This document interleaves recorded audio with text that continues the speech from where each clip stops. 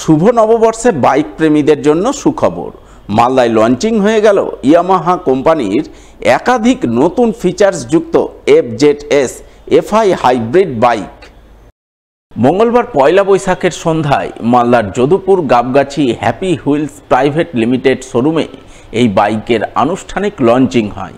Showroom কর্তৃপক্ষ এবং bike প্রেমিকদের উপস্থিতিতে কেক কেটে পর্দা উন্মোচন করে আনুষ্ঠানিকভাবে FZS FI হাইব্রিড বাইক লঞ্চিংয়ের দৃশ্য নজরে আসে।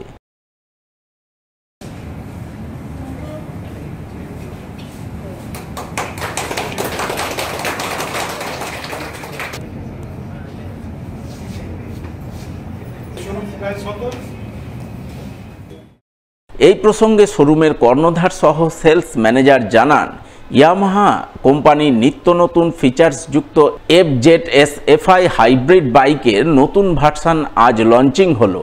এই বাইকে একাধিক নজর কাড়া ফিচার্স রয়েছে, যার মধ্যে hybrid engine, colour TFT meter with turn by turn navigation and music control, Bluetooth connectivity, Y connect app, superior mileage অন্যতম।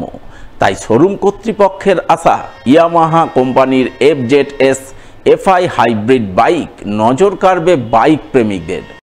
নমস্কার, আমি রূপম মাহাতো, ইয়ামাহা হ্যাপি হুইলসের সেলস ম্যানেজার পোস্টে আছি। তো আজকে যে মডেলটা লঞ্চ হয়েছে সেটা হচ্ছে আপনাদের Yamaha FZS FI hybrid engine. তো এর মধ্যে অনেক ফিচার্স অ্যাড হয়েছে আমাদের পুরনো ফিচার্সের থেকে, যেমন আপনার মিউজিক কন্ট্রোল অ্যাড হয়েছে, turn by turn indicator add হয়েছে, start and stop system add হয়েছে। তারপর আপনার সাউন্ডের যেরকম আগের গাড়িতে স্টার্ট দিলে একটা সাউন্ড হতো, এই গাড়িতে স্টার্টিংয়ের কোনো সাউন্ড নেই, সাউন্ডের স্টার্ট অ্যাপ্রক্স এটাতে 60+ মাইলেজ পাওয়া যাবে। আগের থেকেই অনেক বেশি মাইলেজ পাওয়া যাবে। মাইলেজের মানে হাইব্রিড ইঞ্জিন কারণেই এটার মাইলেজটা বেড়ে গেছে। আশা করছি বাইক প্রেমীরাও খুব আগ্রহী ছিল এই বাইকের জন্য। আশা করি বাইক প্রেমীদেরও খুব উৎসাহ বাড়বে বা আমরা রেসপন্স খুব ভালো পাবো। তাছাড়াও ইয়ামাহার প্রতি কাস্টমারদের একটা ভরসা ছিল, আছে। আশা করছি এই ভরসাটা আমরা রাখতে পারবো সবসময়ের জন্য। সেটা শুধু সেলস হোক বা সার্ভিস হোক, এই ভরসা নিয়ে আমরা এগোচ্ছি। আশা করছি কাস্টমারদেরকে আমরা স্যাটিসফাই করতে পারবো। মানে এক্সশোরুম প্রাইস হচ্ছে আপনার 1,49,800। 2021 আমরা এটা চালু করেছিলাম, 2025 চলে এসছে এখন। আরও আমাদের ইচ্ছা আছে কি আমরা আগে আপনাদেরকে এইভাবে কিন্তু পরিষেবাটা দিতে পারি, যেভাবে আমরা এখন দেওয়ার চেষ্টা রেখেছি। যখন 2021 আমরা চালু করেছিলাম, অনেক কাস্টমারগুলোর প্রবলেম আমরা দেখতে পেরেছিলাম কি কাস্টমারগুলোকে অনেক প্রবলেম হচ্ছে গাড়ির আফটার সার্ভিস নিয়ে বা অন্য কিছু নিয়ে।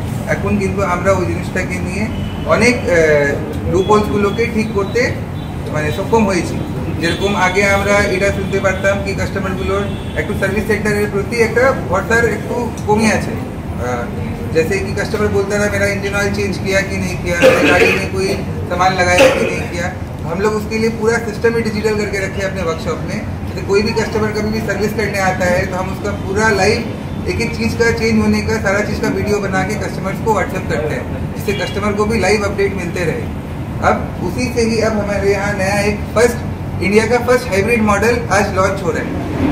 आज तक इंडिया में कोई भी हाइब्रिड मोटरसाइकिल लॉन्च नहीं हुआ। हाइब्रिड स्कूटर है लेकिन हाइब्रिड मोटरसाइकिल नहीं है। हाइब्रिड मोटरसाइकिल आज पहली बार यामाहा लॉन्च किया है। इससे क्या होता है, इससे ये होगा कि कस्टमर्स को जो माइलेज मिल रहे थे पहले उनको 50-55 का माइलेज मिल रहा था, अब उनको 60 से 65 के आसपास का माइलेज मिल